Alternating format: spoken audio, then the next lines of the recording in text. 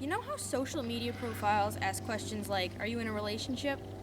And then there's a drop down bar with options like single, in a relationship, married, or it's complicated? The last one best fits the relationship that I'm going to talk about today.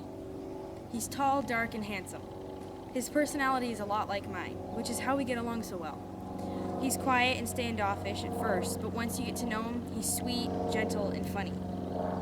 He also happens to have 4 legs, a tail, and our relationship has been one heck of a ride, pun intended.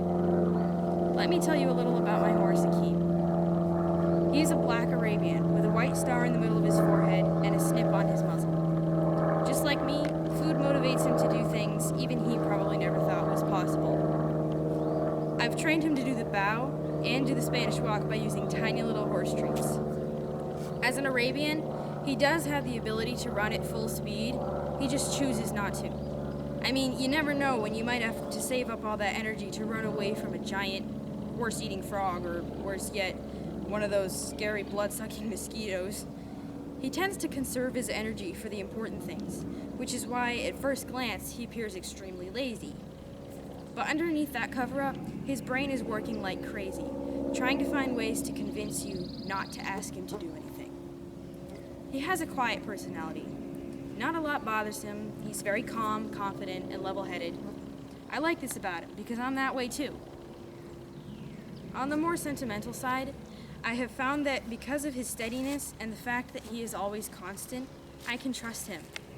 I can trust him to give me the truth when I need to hear it, and to just be there when I need him. I can remember a time when my family had a little girl over to give her a ride on Akhym. The little girl looked up at him before she got on and said, "It's almost like he can see right through me."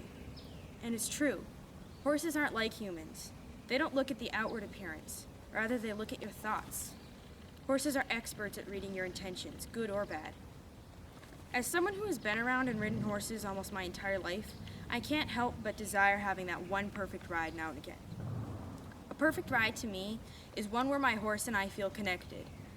Our hearts beat together and we breathe to the same rhythm. All I have to do is think for him to do what I want. I can recall a time when we did have that perfect ride. Down our road, there are some beautiful fields on a hill. The top field provides an incredible view of the Monadnock region and is a beautiful place to ride. It was a warm, sunny day, the kind of day when you can't help but think happy thoughts. I was riding Akhym bareback and with nothing but a halter and rope to guide him. Yet I could feel that today I wouldn't really need either of those.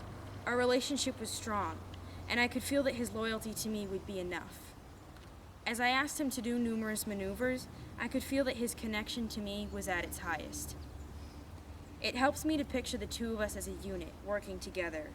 Without complete unity and harmony, there can be no connection between horse and rider. This means that he needs to wait for my instruction, and I have to be a good leader. I can also remember a time when things didn't quite go as I had planned. Sometimes, for fun, I'll play with Akhym at Liberty, which means that I don't use a halter or rope to direct him. With Liberty, our true level of partnership shows when I take off the halter and lead rope and ask him to stay with me on the ground. On good days, we'll just have fun on the ground, running around and trying to keep the connection. However, on this particular day, Akhym had different plans. As I asked him to circle calmly around me, he spun on his heels and ran away pretty fast. Well, fast for him. By fast, I mean like a trot.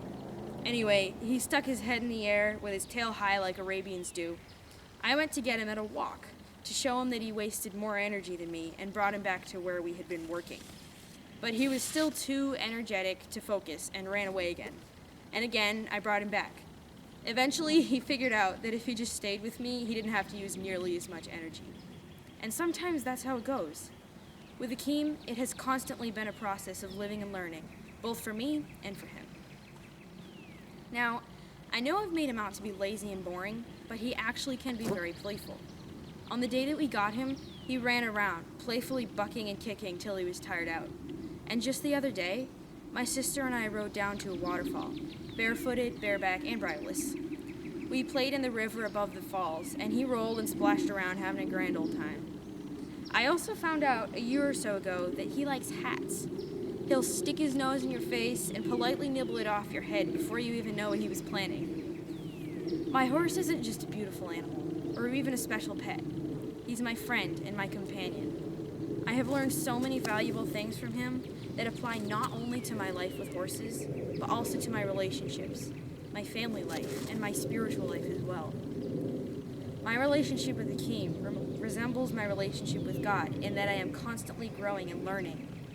There is never a moment that I spend with God or a moment spent with Akhym that I don't discover something new about them. I have learned that our relationship has to be a two-way connection. Not only does my horse have to be receptive to my commands, but I must be listening to Akhym also. And I'm also learning new things about myself. Last winter, I spent a lot of time trying to find ways to fix a lot of the problems that Akhym and I had that were preventing us from growing in our relationship. I was having a hard time getting him to do certain maneuvers, and I knew that he wasn't the only factor in this equation. I had some problems that I needed to work on as well.